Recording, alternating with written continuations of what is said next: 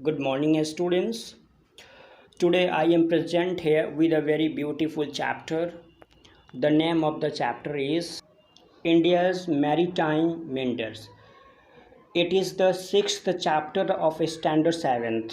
It has been derived from your English fairy book. In the first part, I had discussed a lot of things related to this chapter. Today, in the second part, I am going to discuss on page number 46 best informations both in English and in Hindi. First of all, I shall discuss on page number 46 in English. Later on, I shall explain in Hindi.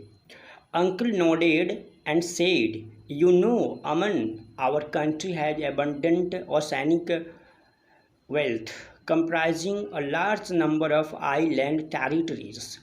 Over 1 lakh ships pass through the international shipping lanes of this region every year. About 1,000 million tons of oil is shipped annually around the world from the oil wells of the Persian Gulf through the waters close to India. And not only that," said Uncle's friend Naren, "fishing, seafood industry, oil and gas from offshore oil rigs, salt, pearls, minerals from the seabed, and tidal electricity generation are other benefits that we derive from the seas and oceans. So we are entrusted with the responsibility of protecting not only the coastline but also the plentiful natural resources that we have. Besides this, the Indian Navy is also a catalyst for peace, tranquility, and stability. It also provides succor to smaller nations when these nations are in need of humanitarian assistance and relief from natural calamities such as tsunami, floods, and cyclones." Aman sat, lost in thought for a moment. What a great responsibility the Indian Navy had. No wonder his uncle looked preoccupied. Sometimes, suddenly, he sat up straight. "How many ships do you have in the Navy, Uncle?" he asked. "The Indian Navy is a formidable force today," said Uncle Vikrant proudly. "We have 141 ships and submarines and more than 200 aircraft. Ours is the fifth largest navy in the world now." "I admire your uniform," said Aman with a shy smile. "I think you really look very handsome in it." Now there are some important words in this page number 46. I am just going to explain these words meaning into English and later on in Hindi. Tranquility means calm. Succor means support. SOCCOUR. Succor means support. Tranquility. TRANQUILITY. Tranquility means calm. Formidable. FORMIDABLE. Formidable means causing fear or dread. These are the important word meanings of this page number 46.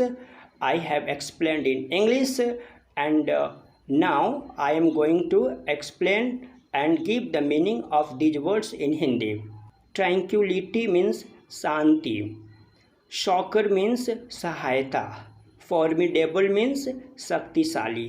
इसके अलावे भी कुछ words हैं मैं बता देना चाहता हूँ उसकी मीनिंग. एयरक्राफ्ट का मतलब विमान होता है प्राउडली का मतलब होता है गर्व से, सबमैरिन का मतलब होता है पनडुब्बी जहाज, ह्यूमैनिटेरियन का मतलब होता है मानवीय, और गल्फ का मतलब खाड़ी होता है। तो these are the some important words except tranquility, succor and formidable. Now I am going to explain this chapter in Hindi. चाचा जी ने सिर हिलाकर कहा, अमन क्या तुम जानते हो हमारे देश में प्रचुर मात्रा में समुद्री धन है, जिसमें बड़ी संख्या में द्वीप प्रदेश हैं। हर साल इस क्षेत्र के अंतर्राष्ट्रीय शिपिंग लेन से 1 लाख से अधिक जहाज गुजरते हैं। लगभग 1000 मिलियन टन तेल हर साल फारस की खाड़ी के कुओं से निकालकर समुद्री मार्ग के द्वारा भारत में आता है। और केवल इतना ही नहीं, चाचा जी के दोस्त नरेंद्र सर ने कहा कि समुद्रों से अनेक प्रकार के फ़ायदे होते हैं, जैसे कि मछली पकड़ना, समुद्र खाद्य उद्योग, तेल, गैस, मोती, नमक, बिजली की उत्पत्ति इत्यादि। ये सब समुद्रों से होने वाले फ़ायदे हैं। अब जैसे समुद्रों से नमक बनता है तो इसके लिए इंडस्ट्रीज की आवश्यकता होती है, और भी समुद्री संपदाओं से अनेक प्रकार की चीज़ें बनाई जाती है, जिसके लिए उद्योग की आवश्यकता होती है। तो कहीं ना कहीं इस तरह के उद्योग लगने से भी बेरोजगारी की समस्या समाप्त होती है। आगे सुनिए, आगे इसकी हिंदी में आपको बता रहा हूँ।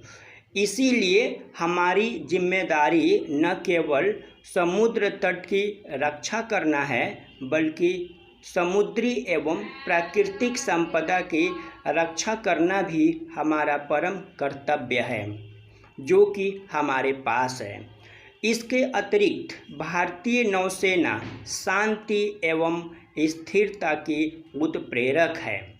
इसके साथ साथ यह छोटे छोटे राष्ट्रों की भी सहायता करता है जब वे संकट में होते हैं। ठीक है, जब इन राष्ट्रों को मानवीय सहायता की आवश्यकता होती है, जैसे कि सुनामी, बाढ़ एवं महामारी।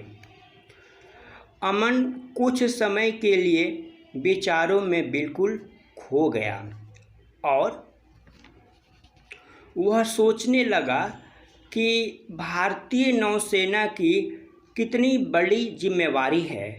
ठीक है, इसमें कोई आश्चर्य की बात नहीं है। ठीक है, और वह अपने चाचा जी को व्यस्त नहीं समझ पाया कि उसके चाचा जी इतना व्यस्त है, क्योंकि उसके चाचा जी भारतीय नौसेना में नियुक्त थे और उनका हर बार कठिनाइयों से उनको गुजरना पड़ता था, कठिनाइयों का सामना करना पड़ता था। तो इसमें आश्चर्य की कोई बात नहीं थी कि उसके चाचा जी जो थे वो व्यस्त दिखे। अचानक वह अपने चाचा जी के करीब आ गया और पूछा कि चाचा जी, नौसेना में आपके पास कुल कितनी समुद्री जहाज़ें हैं? विक्रांत अंकल ने बड़े गर्व से कहा कि आज भारतीय नौसेना शक्तिशाली नौसेना बन गई है। हमारे पास 141 जहाज़ें और पनडुब्बियां हैं और 200 से अधिक विमानें हैं। हमारा अब दुनिया का 5वां सबसे बड़ा नौसेना है।